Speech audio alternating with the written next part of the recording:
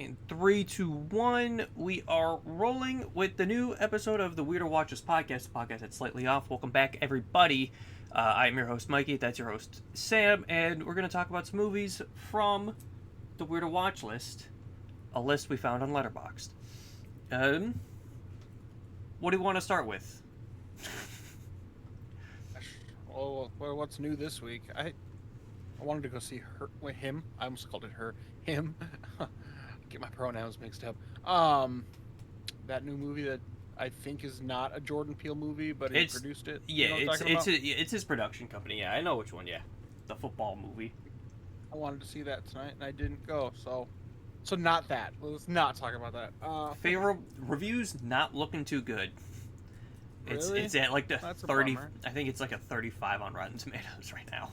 Really? It looked like a cool concept. It looked like a cool. Yeah, looked interesting. I was thinking about like catching it at some point too, but reviews are not shaking up. I don't know.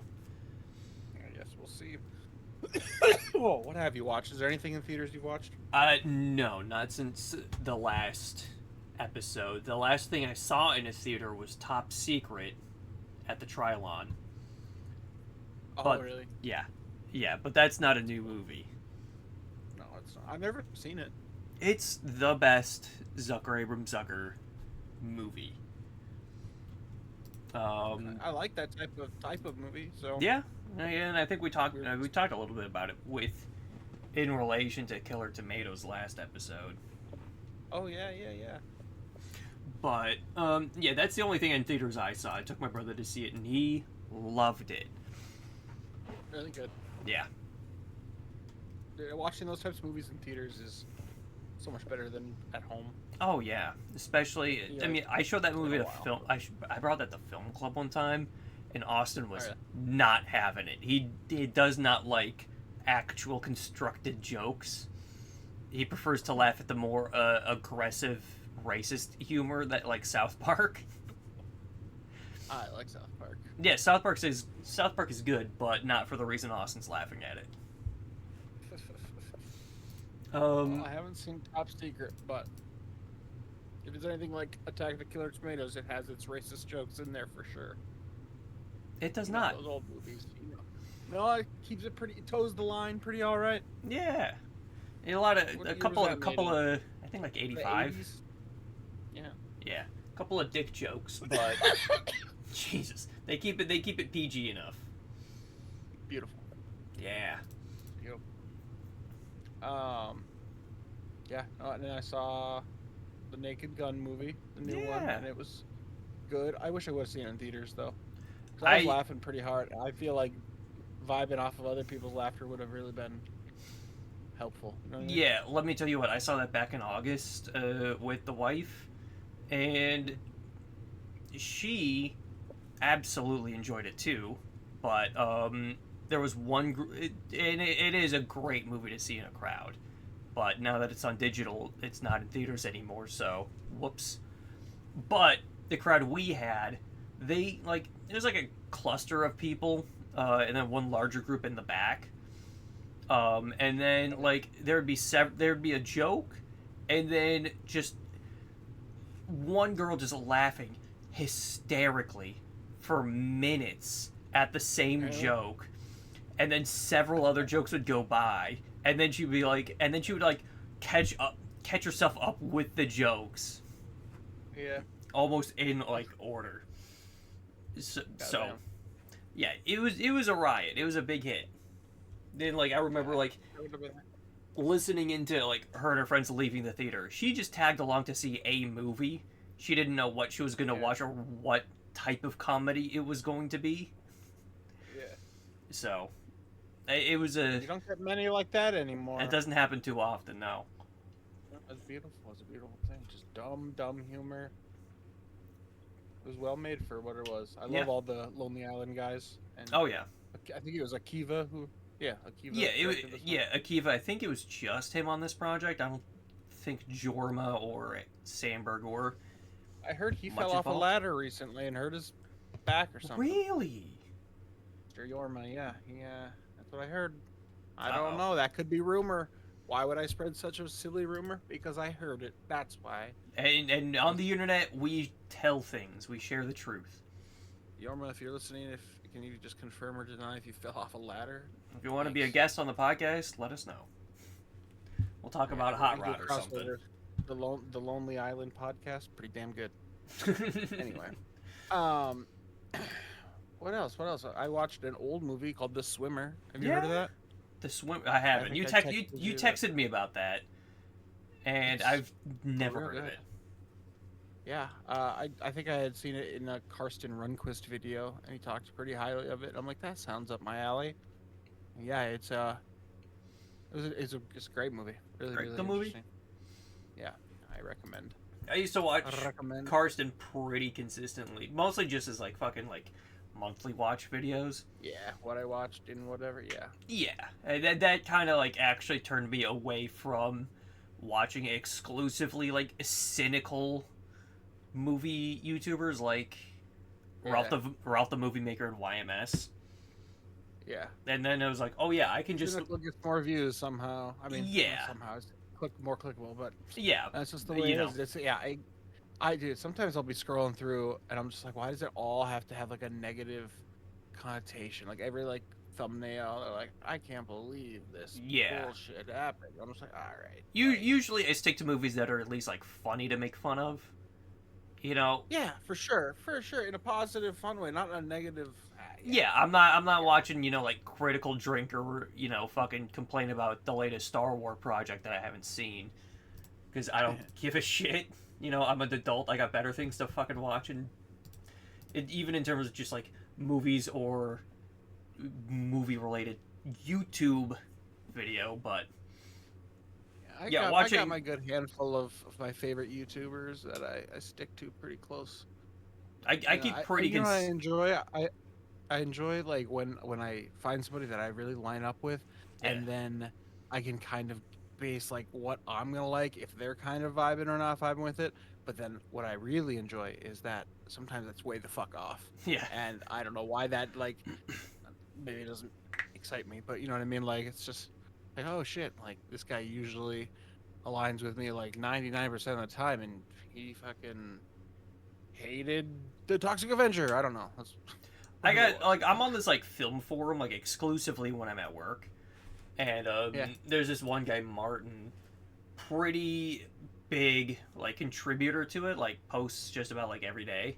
But he and I are the two biggest celebrators of Hundreds of Beavers. It's both of our favorite movies of last year.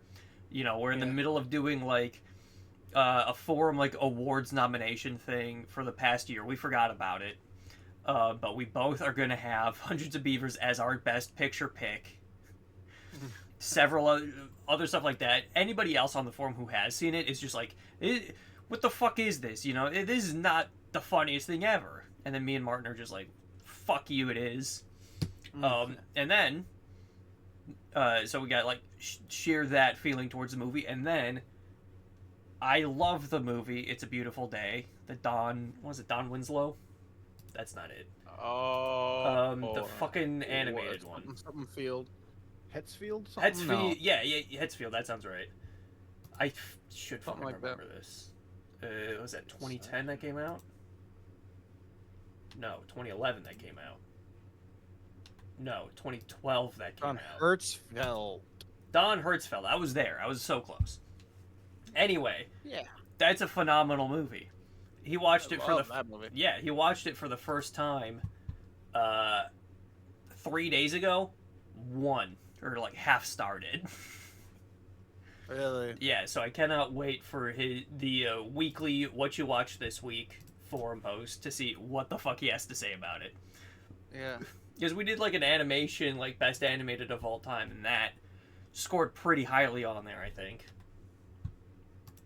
If I remember right. I love that movie so much. It's so good. They showed it at the Trial like last year. It was great. Really? Yeah. Premiered one of his like new short films too. Oh, cool. Yeah. Anyway, like the other YouTubers that I just like consistently keep up with are like Red Letter Media, because they hit that cynical sweet spot back in like 2017, 2018. But everyone thought they would stay cynical and bitter and just like talk shit about every like Marvel or Star Wars project, but they just didn't. And they're just like, the Acolyte's, we like the Acolyte. It was fine. Nothing wrong with it. Did you watch that? Do you keep up with the Star Wars? I saw half of the Acolyte, and it was bad. But yeah, I thought it was bad, but not bad because of like it's got women and gay people in it. Okay. It's bad because it's sloppily written, for clarifying, and fairly uninteresting. There was one episode, like I think like the last episode I watched was like pretty slick in terms of its like lightsaber shit. Yeah. I was like, damn, that's a rock solid episode. But yeah, their fucking like Best of the Worst series is so fucking good too. Speaking of TV shows that aren't movies that are basically kind of movies, have you been watching the Alien series? I have not. Alien Earth, it's called. It's pretty. If you like Alien, I think it's pretty damn good. That's a franchise I got to like finish because like I want to find out if I like Prometheus or not. Yeah. I think I saw like Prometheus like around the time it hit video on demand. You know, when like you'd like rent movies through cable before like you could do it like through any website. Sure. And I thought it was like boring as shit. But I was also like, wrong, I suppose. Yeah, but again, like I see so many people like hype it up as like, you know, like creative lore masterwork from Mr. Alien himself. So I might have to figure that out. Yeah, if you could watch it and like try to see his vision, I think there's a good movie there. But as like an alien movie, as an alien movie, it's not great. And as a movie, it's just like you really gotta find his wavelength. I think with that one, it might be. It took me a couple times, you know, to see if I really enjoyed it, and I can say that I enjoy it now more than I ever did when I first watched it. But still. Got its flaws. Yeah. Rewatchable though. I'm sure. I'll find out eventually. I did watch a new documentary that came out called "This Is the Tom Green Documentary." Oh, Tom Green. Yeah, Freddy got fingered himself. It was pretty freaking good. I mean, like, you learn something. Yeah, I learned that Tom Green first started in a rap group called Organized Rhyme. And they were like the biggest rap group in Ontario. Because no one's rapping in Ontario. And it gave me a lot of insight. I only know Tom Green from Freddy Got Fingered. A movie I love, by the way. Wholeheartedly. Yeah. I think the movie is fucking hilarious. Showed it at Film Club. It was a big hit, even with Austin. Hell yeah. So this one is like super insightful because it is just like, I'm Tom Green. This is what I've done. You know, it's like I did rap. I found this guy. I did public access TV for a number of years. MTV canceled my show, or did I? Or did they? Maybe it was me who canceled it because I was hired. Stuff like that. It was like, pretty insightful 98 minutes. And then,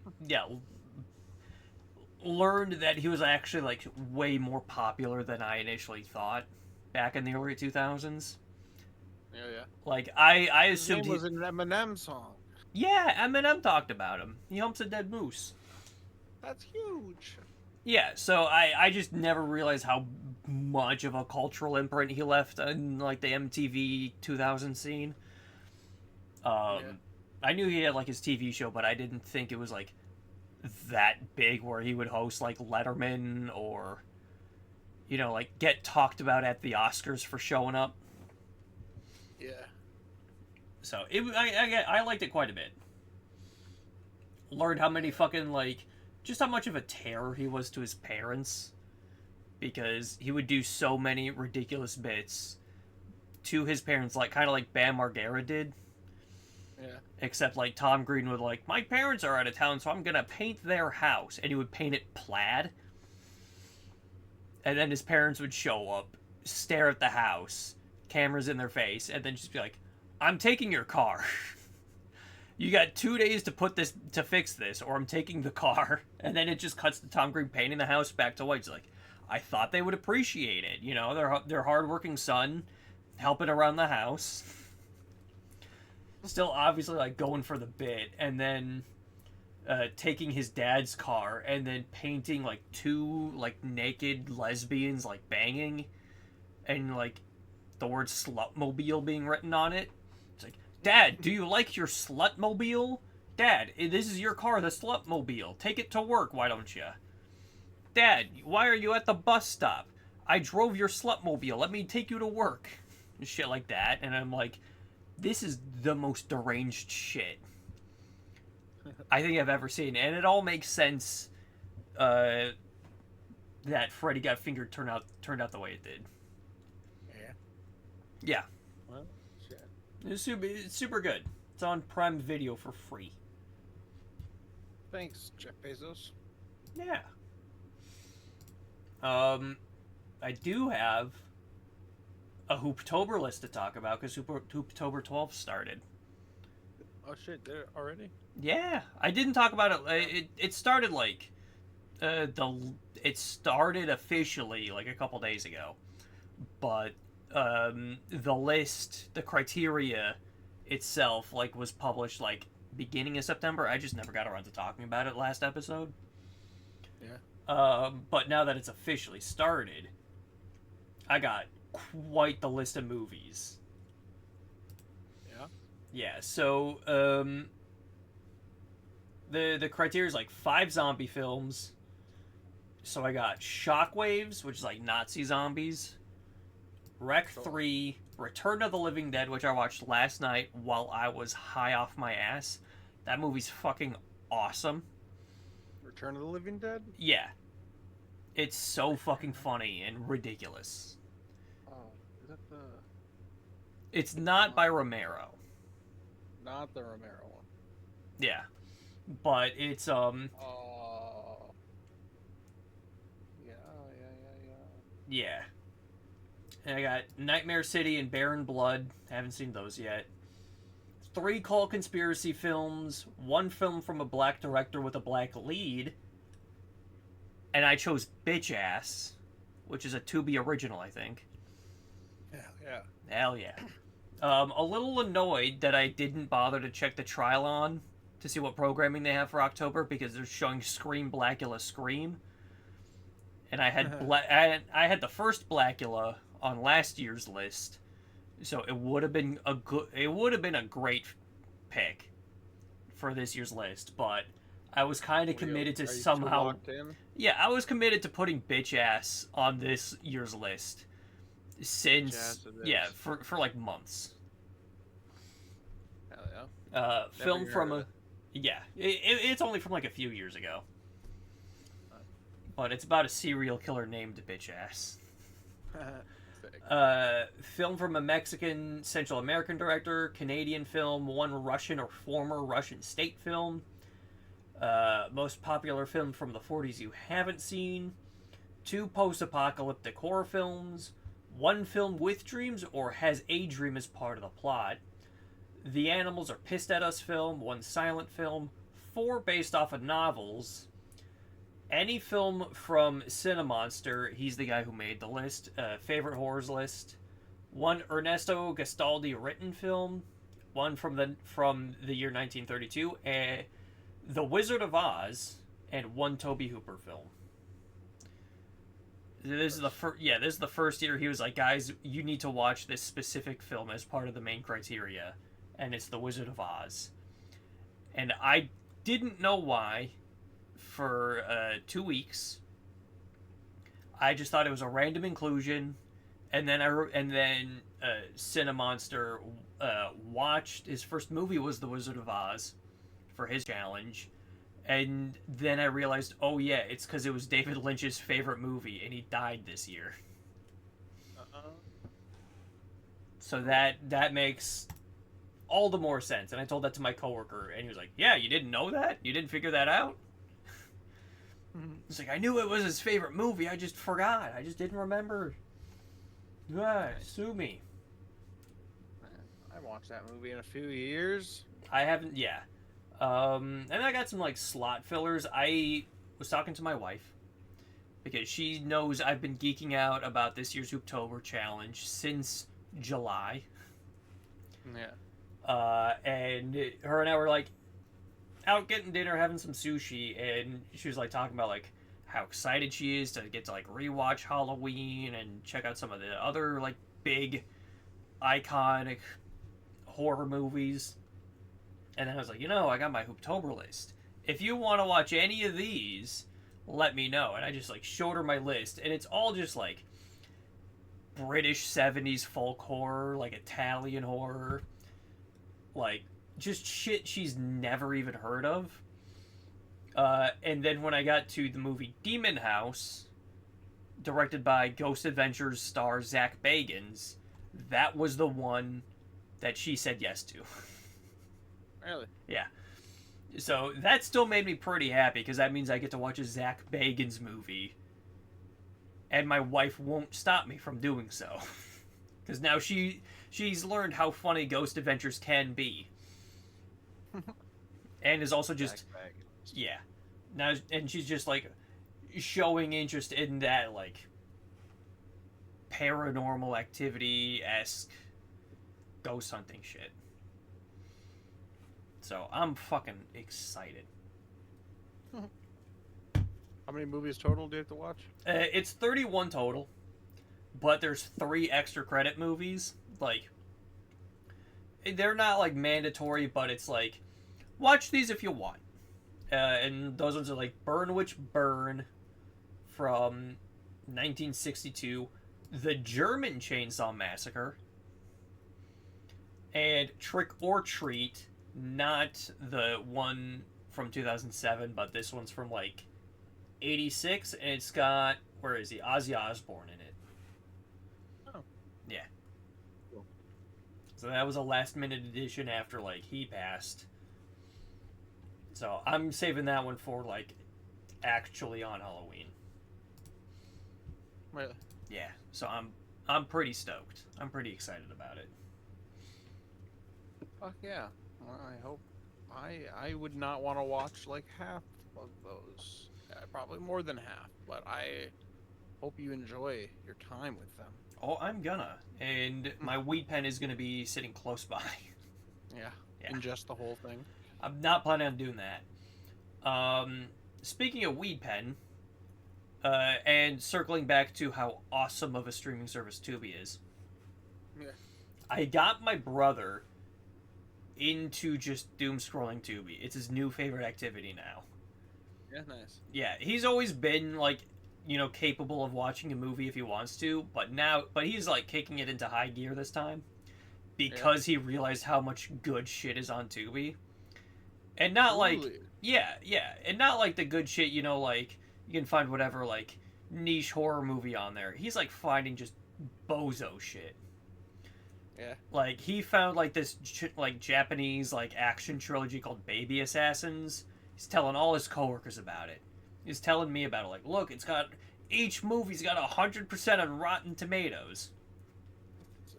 And he watched all 3 of them in a weekend and loved them.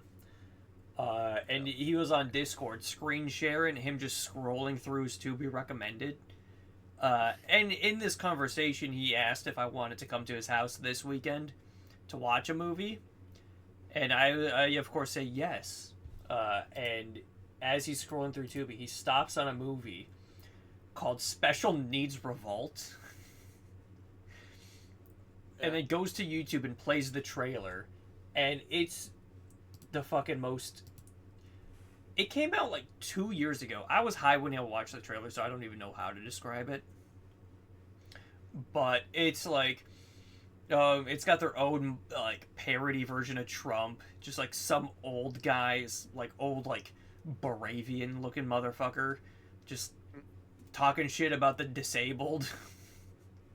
And there's, like, mentions of, like, Black Lives Matter. It's, like, got so many political talking points, but it's about like a revolution like started by people with Down syndrome, and I was like in the middle of watching this trailer. There's like a beat, and my brother just says to me like, "I think I found what movie we're gonna watch on Saturday."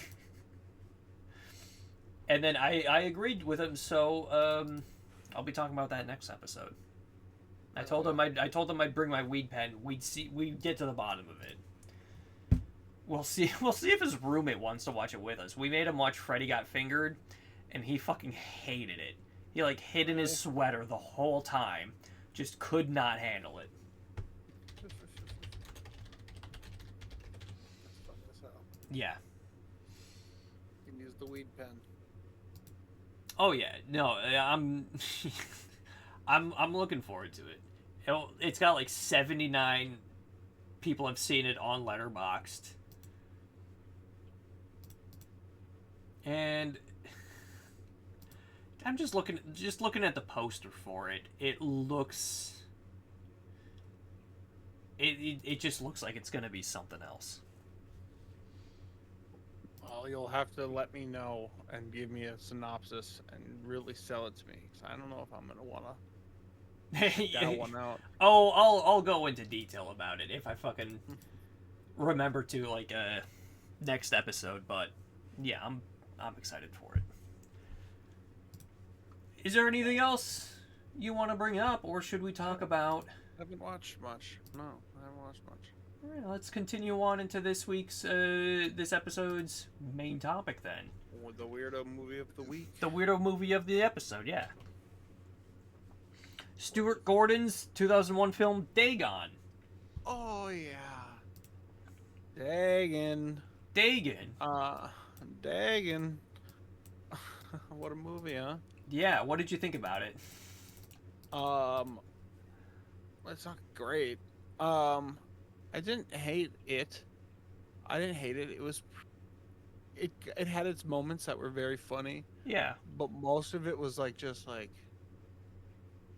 I don't know. It was Lovecraftian in the way that it should have been. I think. I didn't love it, but also I watched it alone.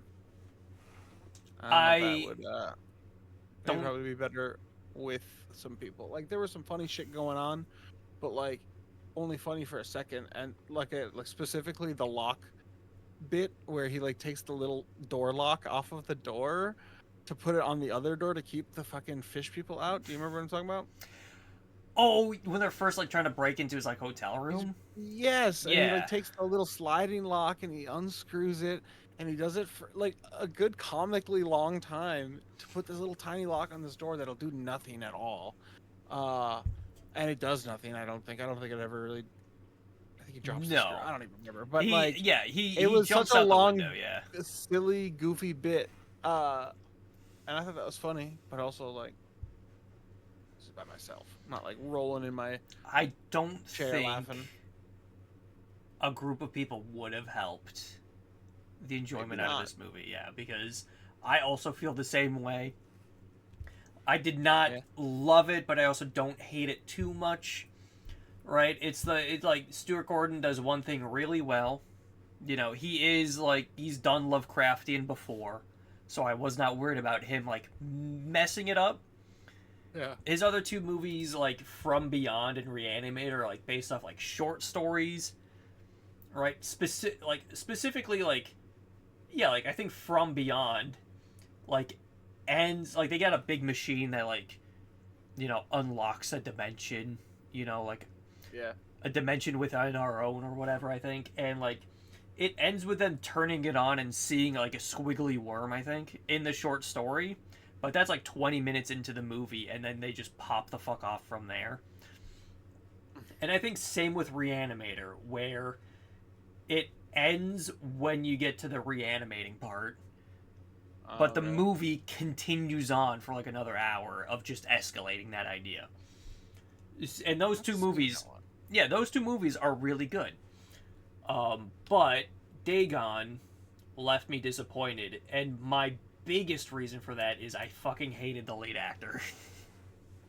Oh yeah. He was awful. Yeah, he was just a whiny bitch the whole time, and Very hateable. he looks like Jeffrey Combs, who is the lead in the other two Stuart Gordon Lovecraft movies. Oh really? Yeah, like Jeffrey Combs Funny. is a good kid. Like he looks like the lead guy in this movie, and he's able to play characters like the lead guy in this movie incredibly well.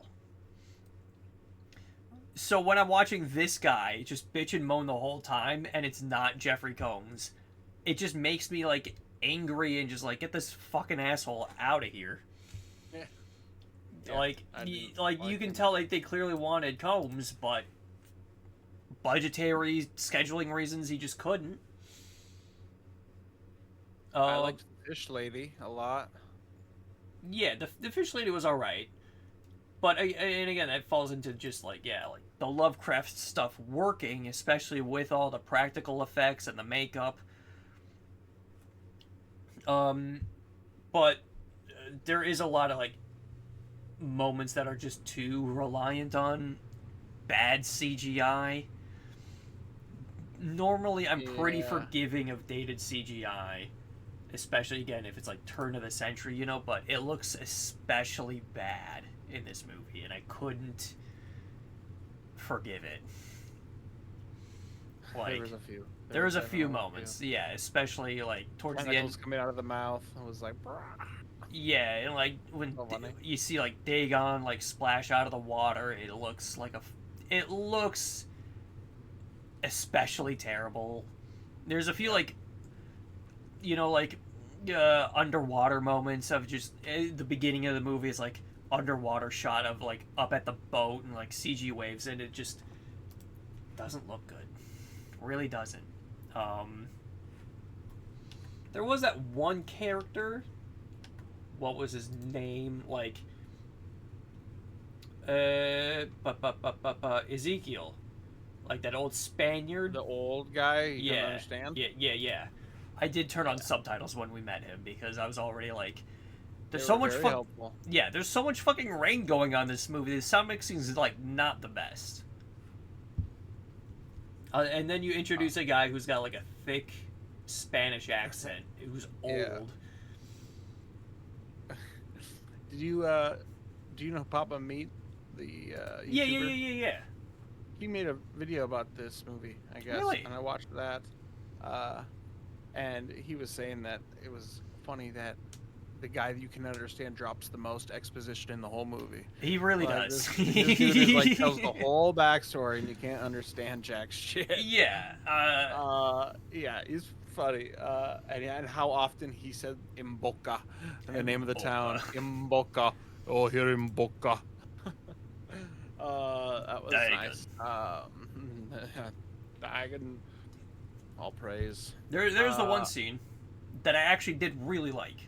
Because, again, it's Stuart Gordon doing shit that he's good at. That's gross makeup effects. Is when they peel off Ezekiel's face, and he's just like, oh, yeah. Yeah, that was the best. That was probably the best part. That was probably the highlight of the movie, yeah. It looked pretty great. Yeah. The acting, maybe not so much, but, like, it was like, It's effective. Yeah, it's good makeup effects, yeah. For sure. I liked the latter half of the movie a whole significantly a lot more than all of the lead up. When it got more and more into like this is more ritualistic stuff. There's more like culty shit going on, like more unknown, explained Lovecraftian shit. Like the more it got into that, the way better it got. The first half of the movie was pretty, like, it put me off. I'm glad I took a big break when watching it. I think I went to work. That's what I did. And I finished it when I came home. And then the second half was like way better. I'm like, okay. I started it at the end of my work shift, stopped it, and then continued on after I got home and like took the dog for a walk. Yeah. I mean, it was a fine movie. It probably would have been cool to see this kind of in like in its era, maybe. A little more like earlier.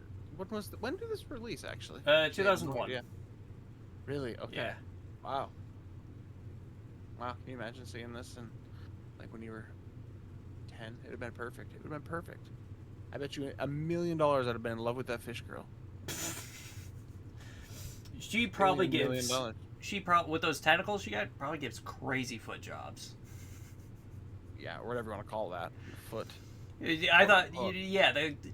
What's crazy too, right? She's like a child of Dagon, so I thought, like revealed she's got like tentacles. I thought it was gonna be 8 tentacles, but there's only 2, just flopping around. So I was like, her legs are tentacles. Yeah, it's like there should be more tentacles. I think.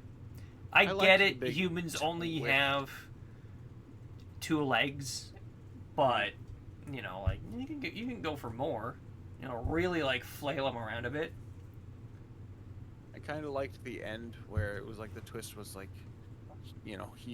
he's Pablo, which he does not look like no fucking Pablo first off. Yeah. But he's Pablo and he's the son of a fucking beast man thing. Xavier, I think is his name. Yeah. And then fucking he burns himself, but instead of killing him, it allows his outer fucking shell of skin to kind of fall off in the water to reveal his fucking beautiful gills. Yeah. And probably, I don't know, some tentacle shit. I don't even know. But like, I kind of liked that ending. It was like a big rebirth into like this. Like... Yeah, it leans again like the Lovecraftian stuff works pretty solidly well. Because again, like he accepts his fate that he's, son of Dagon. He's swimming into the abyss, to the darkness with the old ones. My big thing though with that scene is he has burned himself alive and jumps into the ocean. That shit's gotta hurt. That's salt water just all over your body into your open, burnt flesh. It's like there's no way this guy's this calm about it. I mean, I get he's also figuring out how to breathe. But he was just on fire. That's true. Well, the salt water probably feels good for some beast thing like him. Maybe. He's not human. Maybe that's a perk of fish people. You get burned, but the salt doesn't hurt you. Yeah. The healing waters of Cthulhu. Cthulhu and Dagon. Not really sure anything about any of it, and I think that's the point. It's kind of just enough of a taste to kind of know, like, yeah, that's what's going on. Yeah, I mean, the whole like point of like Lovecraftian horror is like the unknowable horrors. There's one moment where like it's like obviously like Lovecraftian horror, like specifically Lovecraft's, is all like we all know what the fucking monsters look like, even though in like the original like stories it's like the human mind cannot comprehend it, but like you put that on screen, we're comprehending it. Yeah. That's the one drawback to like any Lovecraft adaptation, is it's always like, again, like fucking tentacles and there's a lot of them and he's big, which still works because like how the fuck have we not noticed this guy? What is this? What's going on? The one moment I do also like is when they meet up with what's her name, Vicky. Like she gets her leg crushed. Yep. And then she like they find her back. Yeah, and then she's like describing what happened. She's like, it was inside me. It was. Oh yeah. Oh. She can't explain it because she doesn't understand. Like she knows what happened, but she can't fucking explain it. That was solid. Yeah, it was solid. And then fucking his girlfriend gets dipped into the water, comes back out also a little bit assaulted. Fucked up. Yeah. A little bit covered in black semen. Ink. I thought it was like squid ink. Yeah, same thing. Whatever. Semen, ink. I mean, so you're telling me if I poke like a squid and it like shoots out ink, it's not a distraction. It's just coming. It's just so excited to be here. Yeah, it's never felt the touch of a woman, so it's just premature. Been there, done that. Ayo. But yeah, she comes out and she's like absolutely like fucked up, and she's like, you gotta kill me, man. You promised you'd kill me if this happened. He's like, no. Instantly says no. What a fucking dickhead. 2 possibilities. One of them should have been kill your girlfriend. Yeah, it was never a good bit, and I fucking hated every time he was like, 2 possibilities. It's just every fucking chance he got. Like, yeah, walking in. It really didn't make sense. I was like, there's not 2 possibilities. If you're gonna frame it like that, what was it? It's like, you're either crazy or you're drunk. Like, that's the only 2 possibilities. Crazy or drunk. Here's the real possibility. He was both. But he was also not crazy because he's right. It was funny because he's just like, I'm fucking local. I am drunk and I am crazy, but I ain't lying to you, son. Oh yeah. Yeah. And then like Dagon just like snatches her back up, and then just like the reveal, like she's just got, like, her arms are the only thing that's left there, and then he's like, oh my god. They did pay off the 2 possibilities bit pretty well when he's like 0 possibilities and he just lights himself on fire. Yeah. But again, contradicts himself because the real possibility is him accepting his fate as a fish man. As a brother and a lover to the princess of the sea. His princess sister of the sea. Just like Star Wars. Just like Star Wars. This is basically my Star Wars. This is your Star Wars? Is it good? Yeah. It's not great. Not great. Unfortunately. Yeah. Very wet movie. A lot of rain. Again, I do like the fish people though. Again, like I don't want to feel like we're talking shit about it, because I think the only thing we really hated is the main guy. That's true. You know, as like a B horror movie is just like creepy dudes like being creepy. I mean, it's just I'm not asking too much, and they're delivering on exactly what it should be. Yeah, like it's fish a good man vibe, a wet, dark, scary vibe.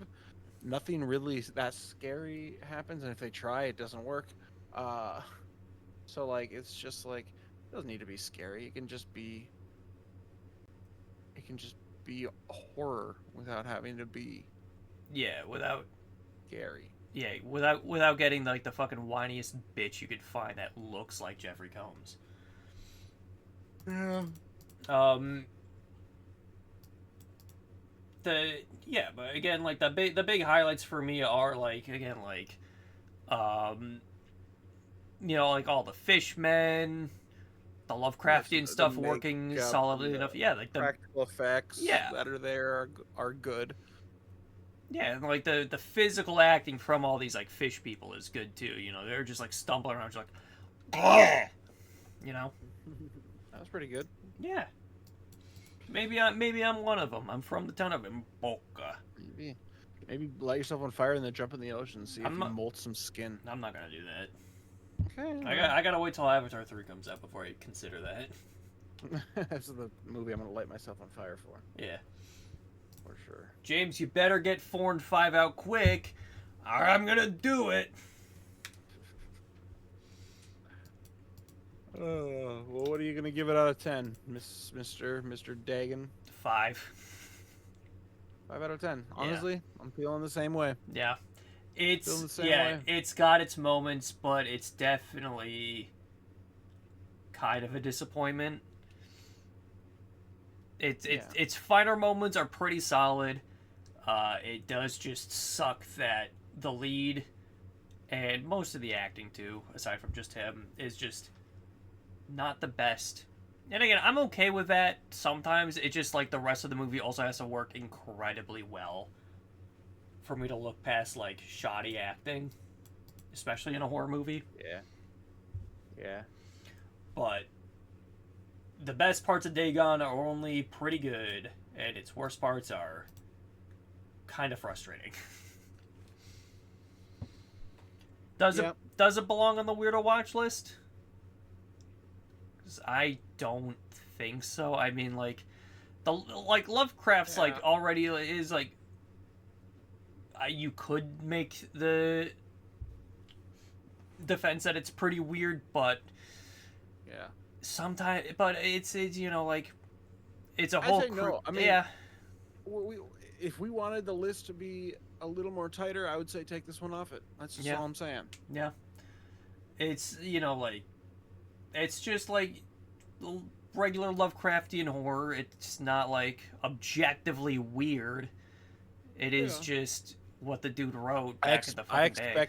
I expect more weirdness out of my weird movies. This is just a good, run of the mill B horror movie. Yeah. Nothing weird about that. Nothing too weird about it. Couple tentacles, nothing weird about that. Nothing weird about it. It'd be weird if they were like jerking the dude off. That would be weird. Yeah, if it got real sexy, like kinky. It would have been a 10 out of 10. If Fish Girl would have been starting doing crazy shit with the tentacles, I would have been like locked in. Yeah. My girlfriend wouldn't have fallen asleep during it. No, no way. All right. All right. What movies we got next? What movies we got next? I'll pull it up. I have picked. I am gonna do a double feature. You can too if you want. But the movie I have picked is 2009's Observe and Report with Seth Rogen. That's on the Weirdo Watchlist? It is on the Weirdo Watchlist, yeah. Mall security guard Ronnie Barnhart is called into action to stop a flasher from turning Shopper's Paradise into his personal peep show, but when Barnhart can't bring the culprit to justice, a surly police detective is recruited to close the case. Directed by Jody Hill from The Righteous Gemstones. Okay. Yeah. And I'm double featuring this with Paul Blart Mall Cop because those both came out the same year. Is that on the watch list or no? I don't think so. I'm surprised this is. I guess we'll see. Have you seen this one? No, I haven't. I've seen Paul Blart, though. I think it's on there because Paul Blart was, like, the bigger success. Yeah, it's not on the Weirdo Watchlist. It looked weird to me. I think it's on there because, like, Observe and Report and Paul Blart came out the same year. Both being about, like, mall cops stopping crime. I guess we'll see. Maybe it is weird. I guess we don't know. We haven't seen it. Yeah, they released only, like, 4 months apart. I don't think that warrants a spot on a Weirdo watch list. Just because it's like another movie. We'll find out. Maybe it does some, like, freak shit. Or, like, it's actually a deeply serious, crime caper and not a Seth Rogen, Danny McBride comedy. Most popular review said it's the most misunderstood. Blah blah blah blah blah. It's just a misunderstood movie. Maybe it's weird as fuck. Maybe it is. It's not just a straightforward comedy. It's no Paul Blart. We'll find out. Ronnie Barnhart. Yeah.